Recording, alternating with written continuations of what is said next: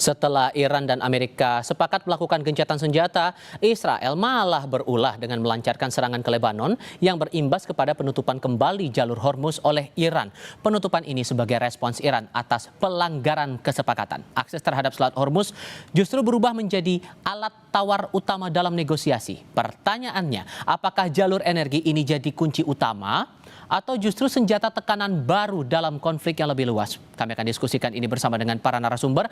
Bergabung saat ini Guru Besar Hubungan Internasional dari Saint Petersburg State University, Rusia, Koni Rahakundini Bakri, dan Alexius Jemadu, Guru Besar Politik Internasional UPH. Selamat malam dari Jakarta semuanya, dengan Tifal di sini, apa kabar? Selamat malam, Pak Tifal. Terima kasih semua sudah bergabung dalam diskusi kami kali ini. Saya mau mulai dengan Pak Alex dulu. Sebetulnya Pak Alex, dalam hukum internasional, apa yang dilakukan Iran untuk mengendalikan Selat Hormuz ini sah? Atau ada hal yang mungkin Anda cermati di sini dengan buka tutupnya semua di tangan kendalinya Iran? Ya, seharusnya ini harus dibuka ya, Selat Hormuz ini. Navigasi untuk perdagangan internasional sangat vital bagi begitu banyak negara, termasuk Indonesia, Eropa, Asia, semua ikut kena dampak kalau Selat Hormuz ini ditutup. Dan ini menjadi suatu harapan dari dunia internasional agar ini segera dibuka. Tapi bagi Iran ini adalah suatu alat political leverage bagi dia ya, karena kalau Iran bisa menutup Selat Hormuz, maka itu menjadi satu sumber kekuatan baru bagi dia. Ya, saya lihat ada beberapa hal mengapa Iran bersikukuh untuk menutup Selat Hormuz ini. Karena kalau Selat Hormuz ini ditutup, dampaknya bagi ekonomi global itu luar biasa.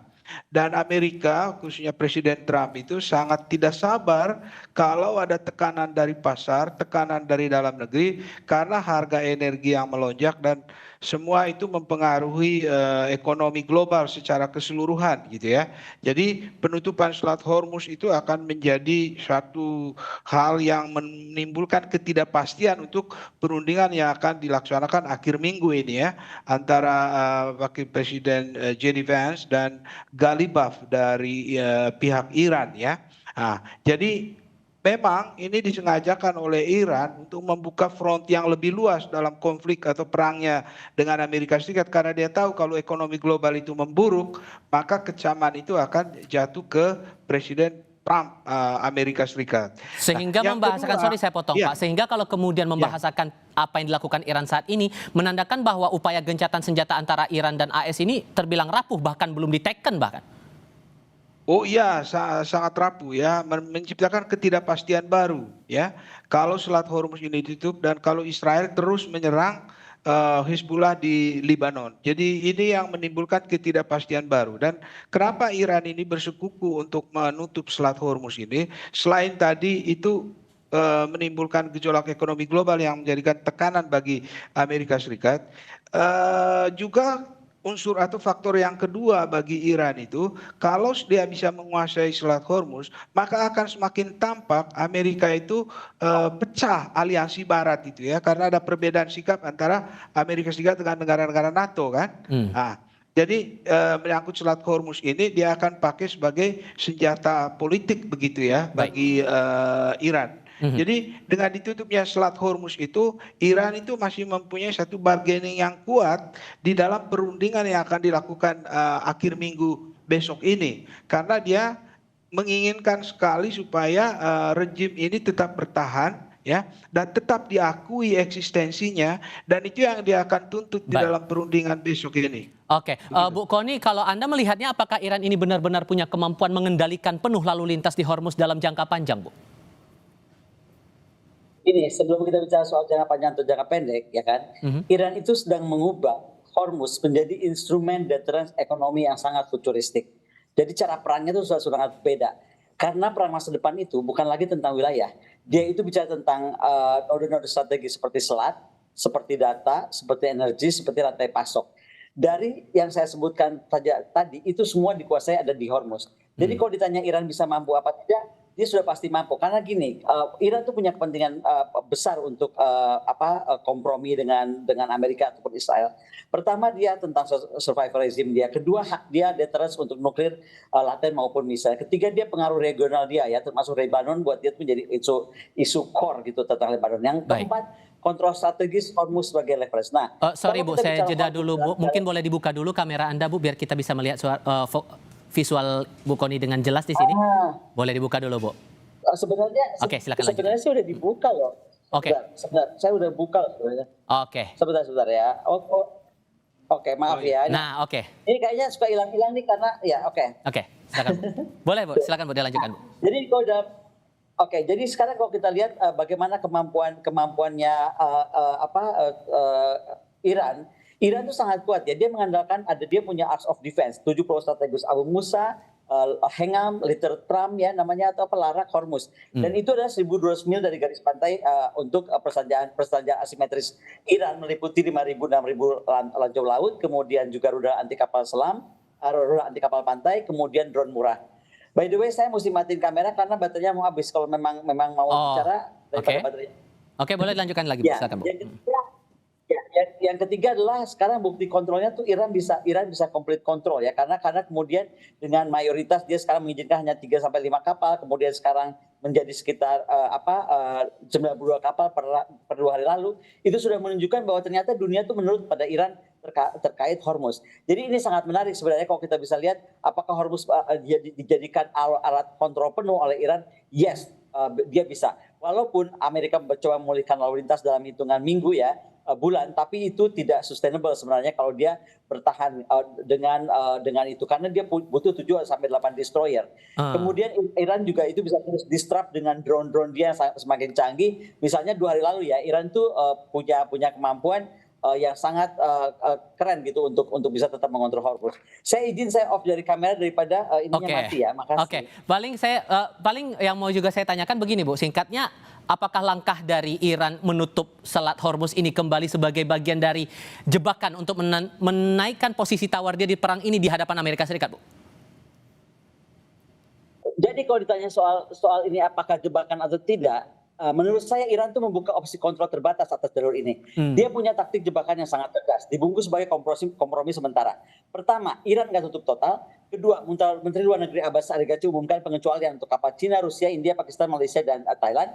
Dan bagaimana juga untuk pengiriman kemanusiaan dan fertilizer. Jadi untuk fertilizer sebenarnya dunia nggak usah terlalu khawatir.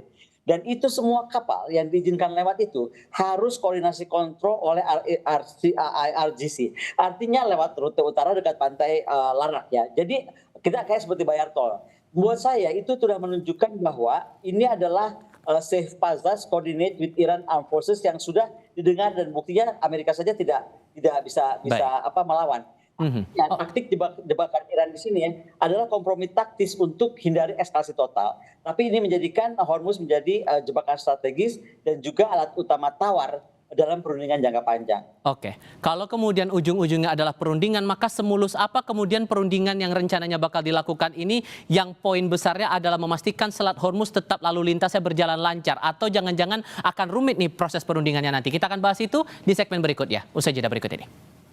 Diskusi dengan para narasumber, Pak Alex, kalau Anda sempat menyinggung di segmen sebelumnya soal posisi dari meja perundingan ini penting kalau begitu. Cuman dengan posisi dua negara ini, AS dan Iran punya pendiriannya masing-masing dengan pandangan yang ya ini sudah jelas bertolak belakang kedua belah pihak ini. Maka akan semulus apa kemudian perundingannya terutama yang akan berlangsung di Islamabad, Pakistan ini, terutama dalam konteks Selat Hormuz yang ngaruhnya ke efek ekonomi global, Pak? Iya. Mulus tidaknya satu perundingan internasional itu sangat bergantung kepada tingkat kepercayaan ya oleh pihak-pihak yang bertikai. Dalam konteks ini saya lihat tingkat kepercayaan itu sangat rendah karena gencatan senjata itu belum berapa lama itu sudah langsung dilanggar baik oleh Israel maupun oleh Iran.